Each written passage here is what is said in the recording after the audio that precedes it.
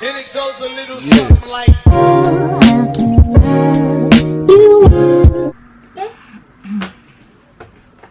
I'm back, and I'm hoping I'm better. I thought I'd just do a talking video. It's time to talk. Get all my feelings out. Just sit back a bit. Get all my feelings out as a lot has gone on. Now when I say a lot, I mean a few things, but I guess life could be better. So from when I last done my last YouTube video. Hi. Hi. You sit down and play with your toys. Play with your toys. Now the other one wants to start. Okay, let's try this in a minute. So yes, we'll see, it was a 1-bedroom property, so me and the boys, and sometimes when the father used to stay over, would have to sleep in the 1-bedroom as it was quite a tight fitting. But I'm in a 2-bedroom property now, much more room, got a double bedroom and a single room. This is the boys' room, as you can probably tell.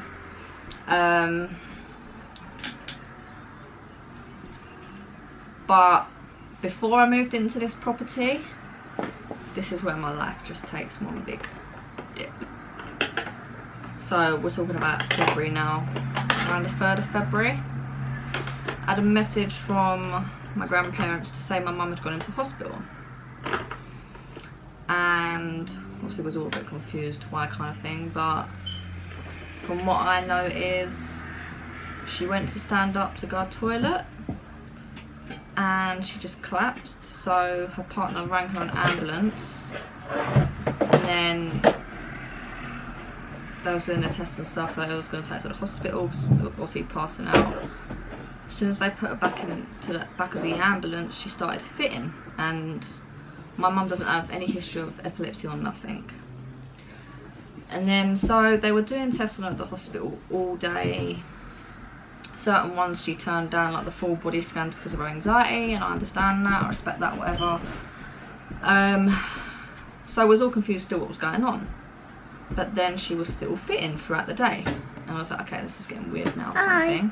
And obviously I was speaking to her myself, and she was saying like she's kind of scared because she keeps having fits. Her blood pressure's low. And obviously no one thought nothing of it, kind of thing.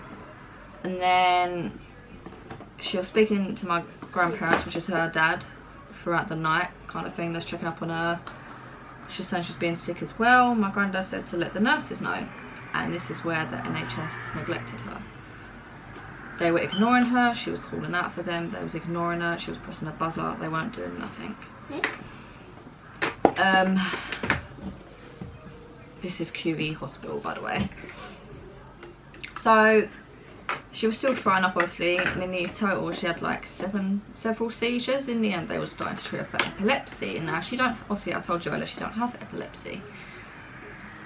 And then obviously she tried calling me about midnight. I didn't answer it because I was just about to go to bed, so I was like half asleep myself, so I thought I'd talk to her in the morning. So it was about midday, I woke up, 4th of February it was. I had a missed call from my mum's partner saying to ring him, and I thought, oh, obviously got an inspiration update on mum, kind of thing. And so I've rung him. I'm like, you alright, Joey? He's gone. He just started crying. I said, what's up? He said, she's gone. I said, what are you on about, she's gone? And then she just passed away. So yeah, she passed away. I said, do you know how? I said, do you know how she passed away? They said, I'm not sure at the moment. But all she kept saying to my mum's partner is she loves him, she loves him. But yes, I got that call saying she passed away. Obviously it is hard to talk about. I tried to like stop myself from crying.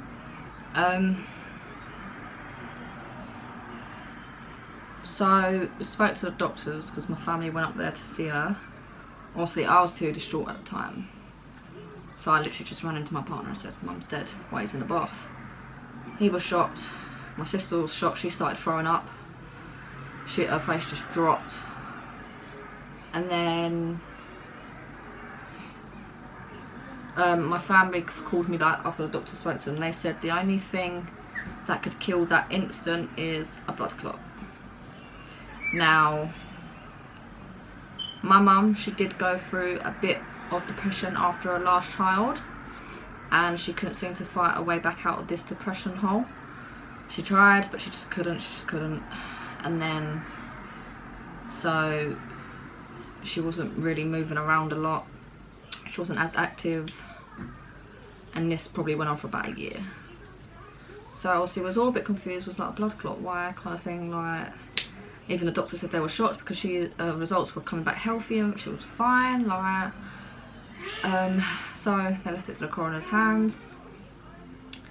We waited 4 months.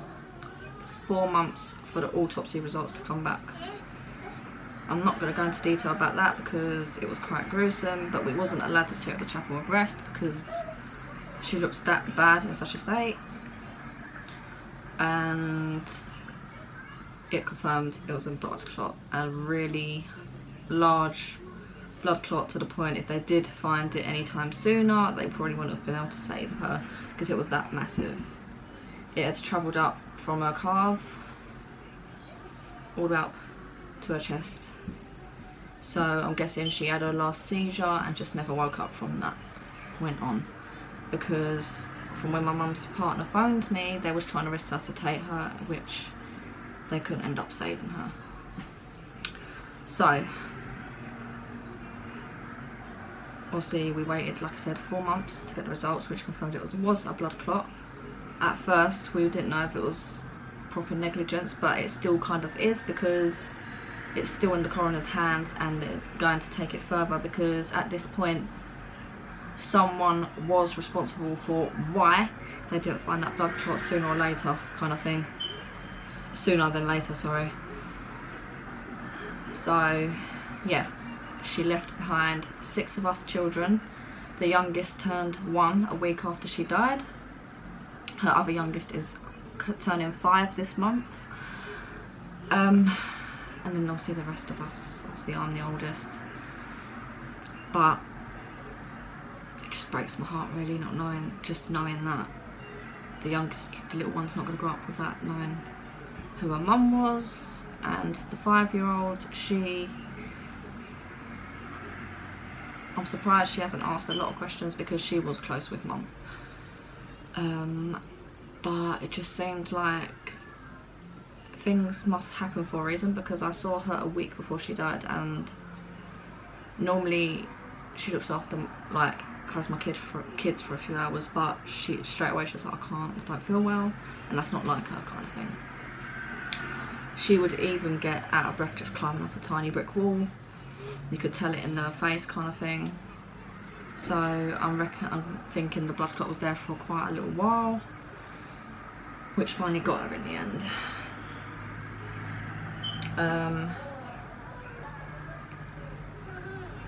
Yeah, so her funeral also took place in March, end of March, which was a horrible day.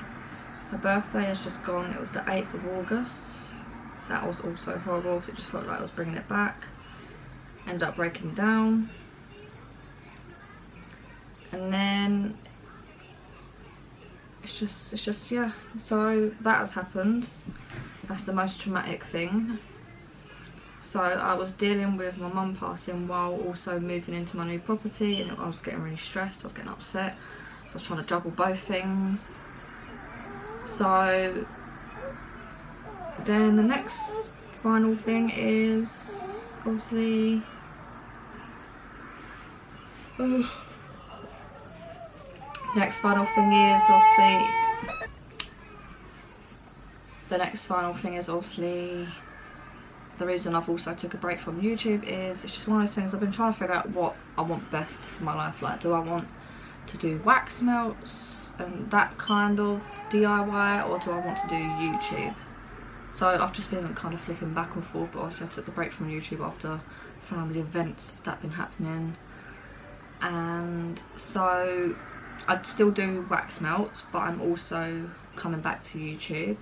I'm going to try and come back a bit more often. I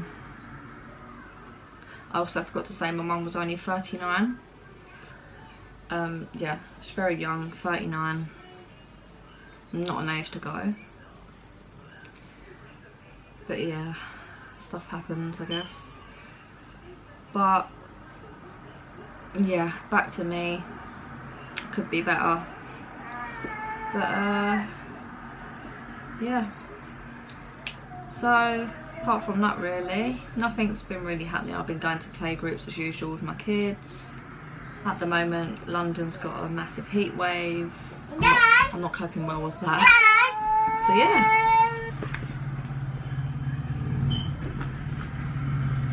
yeah, it's just mainly that. Obviously, my mum's situation.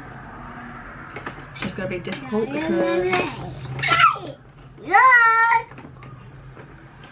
because obviously I got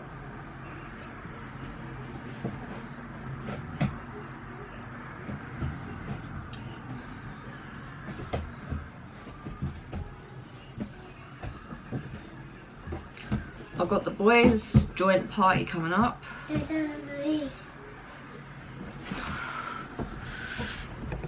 This is fucking awful. Alright, I've had to sort myself out. Okay. So I got the kids' joint birthday coming up, and my sister's birthday is the same day as my oldest. Turns out Mum was actually going to throw my oldest a surprise birthday, but also she didn't get to. So I'm still going to carry on and do that. I'm still going to carry on and do that this month at her house, so it still lives that memory, do you know what I mean? It's going to be difficult, as you can see. I can't even cope now without breaking down, but I'm still grieving. I'm still trying to process, and it's that pain that I'm never going to get used to. Like, everyone keeps saying, oh, it will get better. No, it really don't. It really don't get better. It's just horrible. It's like you're left with a hole in your heart and you just can't replace it, kind of thing. I've been offered grieving counselling, but it's just, you know, it's just one of those things when you don't want to talk to a random person about how you're feeling, because okay, it might make me feel better, but it's not going to bring back my mum, and I don't really want to go through the whole process again of repeating myself and then breaking down again. Do you know what I mean?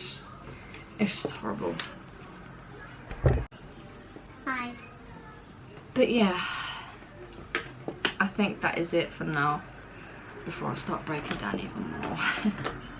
But this was just a quick, brief video to explain why I haven't been on as much, and what I'll probably be up to in the next few weeks. So obviously I've got my son's party coming up next weekend, and then yeah, but I might try and film a video before that. I'll see how it goes. If not, then it'll be after next week.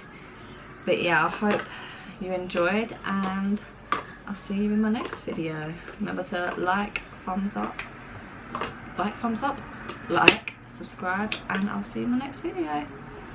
Bye. I also forgot to say, 2 weeks after my mum passed away, my granddad on my dad's side actually passed away as well. He had a heart attack, dropped down dead in the bathroom. So yeah, it's just been one awful year for me. Awful.